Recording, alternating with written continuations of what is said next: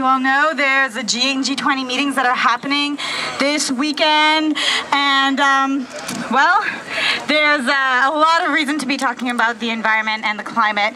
G20 countries our leaders are very responsible for not meeting Kyoto agreements, increasing mining and free trade and environmental destruction. So that is why we are here today.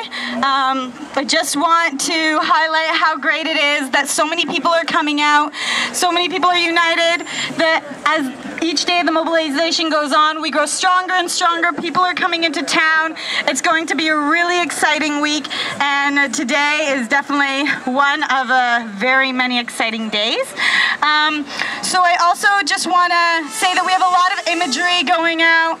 We have a lot of ways to communicate our message, and it's been day 3 of the mobilizations, and we have seen security and cops and police here taking away these messaging. On Monday, banners were taken away at the rally that was organized, and we have had people being followed by cops as they leave protests, people being followed by cops as they come. I just heard that we had 2 people get out of a cop car dressed in regular clothing. We definitely don't want this, and we definitely think there's no need to do this. We are here in the park. We are allowed to be here. We are allowed to hold people accountable for the injustices they are causing. And I also want to present our first speaker, who actually has a very personal story to share with everyone, and her name is Lara Lucretia.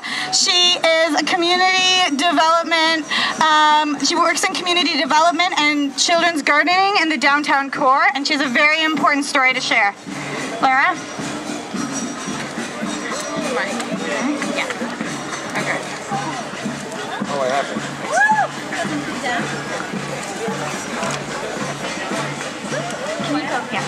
Hi, my name is Lara, and I'm here to tell you how I experienced the over-policing that's going on in our city right now. On Monday, June 21st, police falsely arrested, harassed, and intimidated me near a demonstration against the G8 and the G20. I was across from the park where a small group was gathered. Police cornered me, prevented me from entering my workplace, and wrongly charged me with possession of burglary tools. The burglary tools in question were my keys to my workplace. Police detained me and held me for several hours in the Toronto Film Studio, which has been converted into a temporary detention center. All the charges were dropped, and I was released unconditionally when the detective on my case found out that the burglary tools I was charged with possessing were my keys.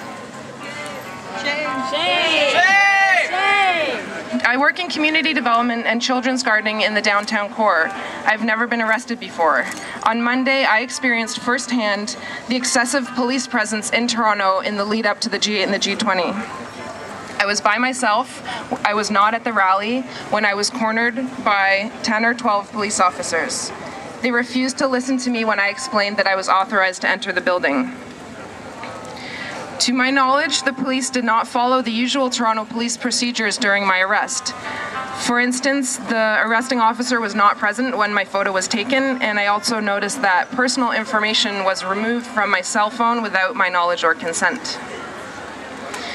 Police targeted me, intimidated me, and fabricated charges against me because shortly before my arrest, I had provided one of the demonstrators with a thin bamboo pole from which to hang a flag.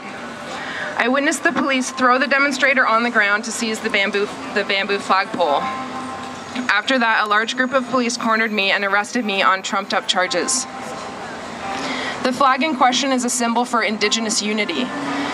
This incident is not only about police intimidation and the excessive police presence during the G20, it's indicative of how Indigenous people are treated by the government and by police forces.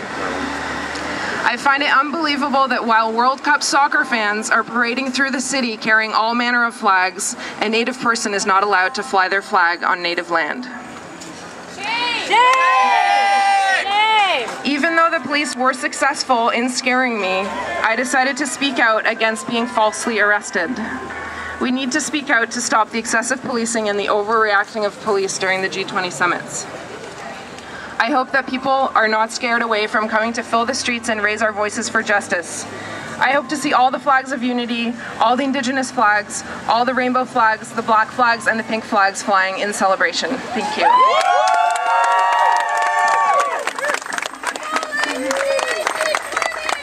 Thank you so much, Lara. She said it beautifully. There are people being beaten, there are people being followed, there are people being monitored, and who are they trying to protect? And this time we're not saying it sarcastically, because they're not protecting people in Toronto, they're not protecting G20 leaders who are not even here. Who are they protecting? Why are they in our city? Why are they preventing us from holding banners and placards and having rallies and demonstrations that are holding the G20 leaders accountable? This is unacceptable.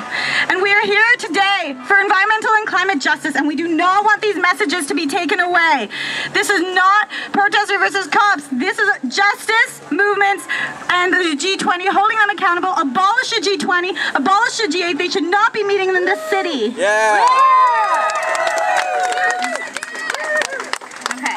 And if you want to know more, there is going to be a press conference at 4 p.m. About detentions at the police headquarters. So if you want to know more, there will be another press conference. Thank you. And now we're going to go on to talk about environmental climate justice. I want to invite one of the spokespeople for the Toxic Tour and the People's Assembly that will be happening this evening, Kimya Gomeshi. She's a climate justice and environmental justice organizer based here in Toronto. Yeah. Yeah. Hi everyone, thank you for coming out today. I just wanted to let you know what's happening. So as you can see this morning, we're having an amazing creative Toxic Tour of Toronto, and what we're doing is raising awareness about the social and environmental impacts of the global mining industry. And Canada is a global leader in mining. 75% of mining companies are based in Canada, and as we all know, the world's largest and most destructive industrial project on earth, the Alberta tar sands, is also home to Canada. Shame! So, by the Canadian government, the G20 is subsidizing oil, gas, and mining. They are essentially condoning human rights atrocities around the world, environmental destruction, and the death and displacement of millions of people due to the climate crisis. So that's what we're going to be talking about today. We're going for a tour of Toronto and visiting some of our favorite companies who love to exploit our people and our planet. And we have speakers from mine-affected communities, from 3 First Nations community members who are impacted by the proposed Enbridge pipeline developments in BC. We have a speaker from Guatemala and a speaker from Kenya who will speak about the climate crisis and how it's affecting their countries. And yeah, so expect about a 3-hour tour, March of Toronto. It's going to be a lot of fun. We've got amazing floats, chants, and samba bands, costumes. That's it. And then in the evening, we've got the People's Assembly on Climate Justice, where we're going to be talking about how human rights and climate change are connected. Canadians feel that climate change is something that's in the future, but it's right here, right now. Millions of people are being affected by this crisis right now, and it's due to our industrialization, our development. The people being disproportionately affected are least responsible for this crisis. That's what we're going to be talking about now. We're going to talk about real solutions for our communities, for Toronto and across Canada, that consider that we need social equity as we're addressing the climate crisis. Thank you. Yeah.